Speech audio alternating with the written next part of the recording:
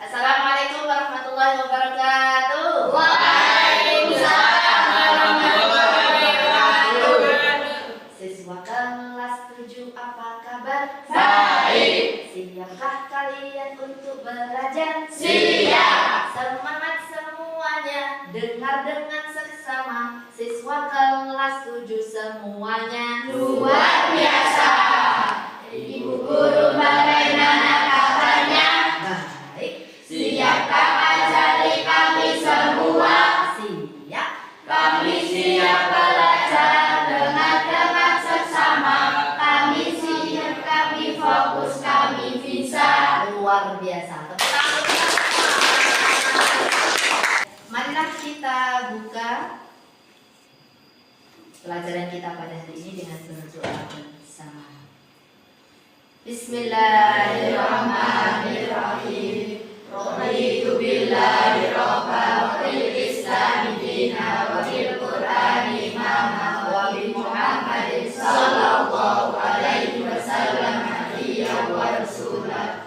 Rabbi zidni ilma warzuqni fahma. Allahumma dhakkirni mimma nasitu wa 'allimni mimma jahiltu. Allahumma aftah alayya futuhal arifin bi hikmatika wansur alayya rahmatak walhamdulillah ma nasitu ya dzal jalali wal ikram.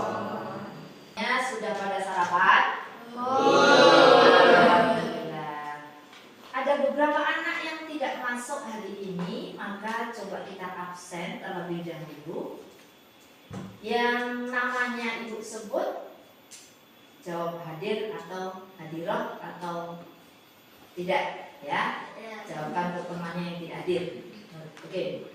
Alia Cahya Rahmadani, Ahmad Faiz Aulia, Bagas Ardiansyah, hadir. Keisha Kirani Zahra, Lutfan Ihsanul Hakim, Lutfi Hakim, Muhammad Fahmi Ilmi, Muhammad Hasan Al-Ash'ari, Muhammad Nabil, Muhammad Nanda Adi Pratama, Safinatus Sifa, Marsha Ayu Mega. Baik, hari ini kita akan belajar tentang Al-Quran dan hadis pedoman hidupku. Pada mata pelajaran Al-Quran hadis bab 1 ini kita akan belajar tentang subtema Al-Quran sebagai pedoman hidupku. Namun sebelum itu ibu ingin tanya, apa makna Al-Quran dalam hidup kalian? Ya, Mas Lutfan?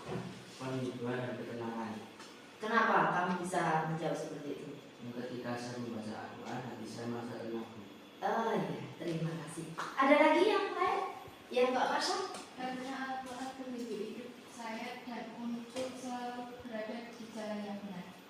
Begitu. Terima kasih ya. Baik, dari dua jawaban teman kalian ini, mari kita bersama-sama memahami dengan baik bahwa Al-Quran bermakna pada hidup kita sebagai manusia. Ini diantaranya tadi Mas Sofan menjawab penghiburan dan ketenangan. Memang ketika kita sedang baca Al-Quran, hati kita, jiwa kita merasa lebih tenang, menjadi semakin tenang. Kemudian kalau tadi Mbak Marsha menyebutkan bisa menjadi petunjuk hidup, karena memang sesungguhnya Al-Quran diturunkan kepada kita semua ini sebagai petunjuk hidup kita. Bisa bahagia di dunia, tapi juga bisa bahagia di akhirat. Itu petunjuknya dari Al-Quran. Bagaimana kita bisa hidup di dunia dengan tenang, dengan bahagia, semuanya bisa dilihat di Al-Quran. Bagi orang-orang yang mau memahami makna yang terkandung di dalam Al-Quran. Selanjutnya, kalau tadi pada tema disebutkan Al-Quran pedoman hidupku. Ada yang bisa menyampaikan kepada ibu bagaimana Al-Quran itu bisa menjadi pedoman hidup kita? Ya, monggo Mas Nabil. Mengarahkan kepada kebaikan. Mengarahkan kita kepada kebaikan. Ya, seperti tadi contohnya. Ya, kalau di alat-alat elektronik saja ada buku pedoman petunjuk penggunaan, maka pedoman penggunaan manusia ada dalam Al-Quran. Kalau tadi Mas Nabil menyampaikan bahwa Al-Quran itu bisa menjadi petunjuk untuk mengarahkan kita kepada kebaikan, maka dengan senantiasa berpedoman pada Al-Quran, hidup kita di dunia akan bahagia. Begitu juga hidup kita nantinya di akhirat juga akan bahagia.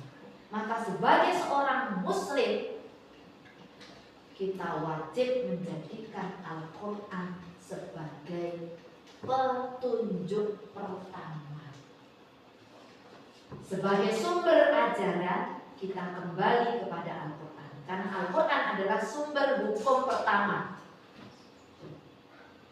Sebagai panduan moral, bagaimana kita harus berhubungan, berinteraksi sesama manusia, sesama makhluk hidup, itu ada di dalam Al-Quran.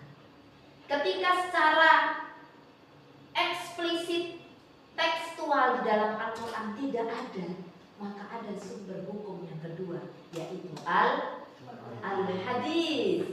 Ya, Al-Hadis. Al-Quran juga bisa menjadi petunjuk spiritual. Spiritual itu jiwa, yang tadi disampaikan Mas Lutfan, menjadikan jiwa kita tenang ketika kita membaca Al-Quran. Mengatasi masalah. Sekarang sedang trending, orang-orang itu menggunakan yang namanya TLP, Tutor Live Al-Quran. Ketika sedang menghadapi permasalahan kehidupan yang rumit, dia buka Al-Quran secara gambling, sholat sunat, ya 2 rakaat, memohon petunjuk dari Allah, kemudian secara spontan buka Al-Quran, ditunjuk satu ayat Al-Quran, dibaca, kemudian dicari terjemahannya, dan selalu pas dengan permasalahan yang sedang dia hadapi. Ini sekarang sedang ngetren sekali. Kemudian mengarahkan kepada kebaikan, seperti tadi yang disampaikan Mas Nabil, bahwa orang yang selalu dekat dengan Al-Quran, pasti dia akan menjadi orang yang baik. Tapi orang yang jauh dari Al-Quran, ya, bisa jadi dia menjadi orang-orang yang tersesatkan. Baik anak-anak semua, kalian itu menggunakan kurikulum Merdeka.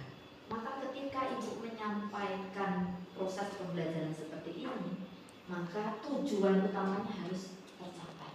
Apa itu? Pertama, profil pelajar Pancasila. Yang kedua adalah profil pelajar rahmatan lil alamin. Ketika kita belajar Al-Quran dan Al-Hadis sebagai pedoman hidup kita, maka bagaimana ibu bisa menghantarkan kalian semua menjadi anak-anak yang memiliki kepribadian dan karakter bertakwa kepada Allah, memiliki akhlakul karimah, utamanya pada Al-Quran dan Hadis. Seperti kalau pelajaran tahsin, ya, sebelum kita belajar tahsin, pasti kalian akan berwudu dulu.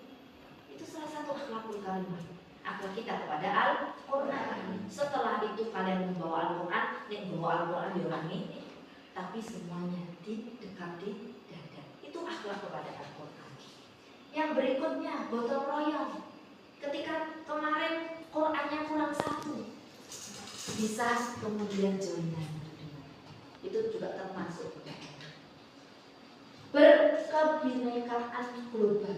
Bineka itu artinya berbeda-beda. Di antara teman kita skala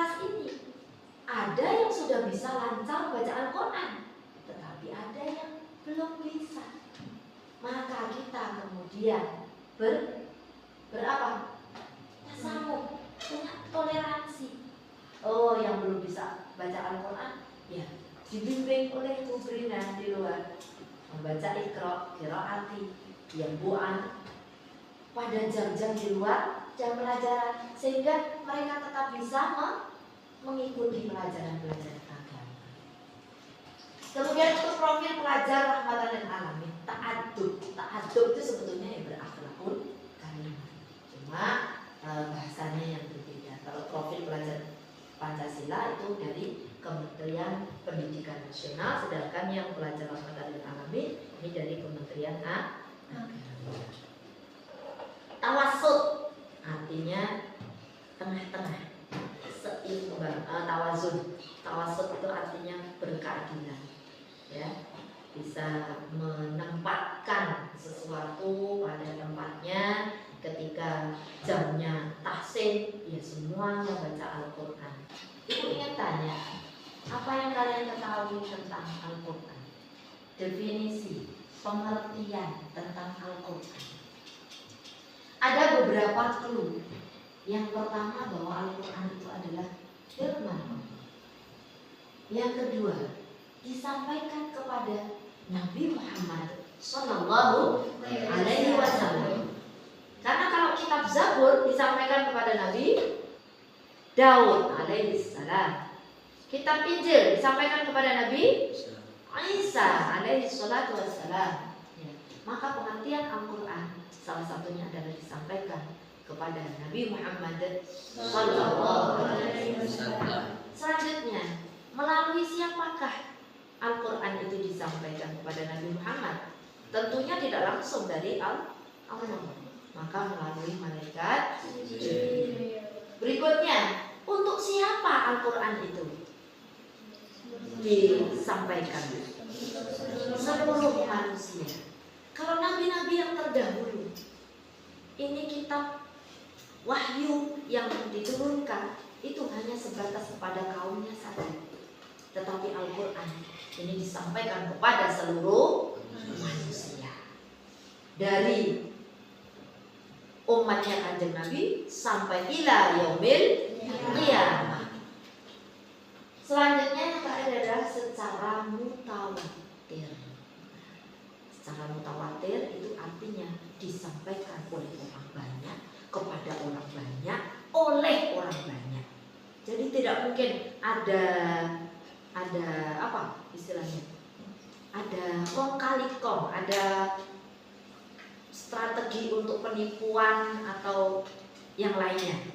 Karena yang menyampaikan orang banyak oleh orang banyak, dan orang-orang yang menyampaikan ini memiliki sifat-sifat yang tidak mungkin ada akhlak-akhlak tercela pada dirinya. Baik, selanjutnya ini adalah wahyu yang pertama turun dari Al-Quran. Karena salah satu capaian pembelajaran pada bab ini adalah bahwa anak-anakku semua ini bisa mengetahui apa itu hukum bacaan mat dan bagaimana mengamalkannya, mengaplikasikannya, menerapkannya pada surah. Dan hari ini Ibu akan mencontohkan satu surah yang tentunya sangat familiar untuk kita semua, bahwa ini adalah wahyu pertama yang turun. Surah apa anak-anak? Surah Al-Alaq ayat 1 sampai dengan 5. Ada yang bisa menjadi sukarelawan untuk membacakannya?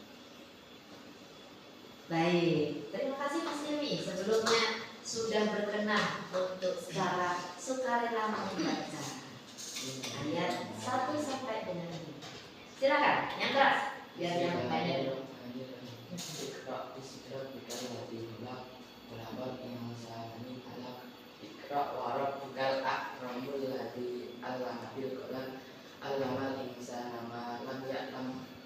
Ya, terima kasih, tepuk tangan semuanya.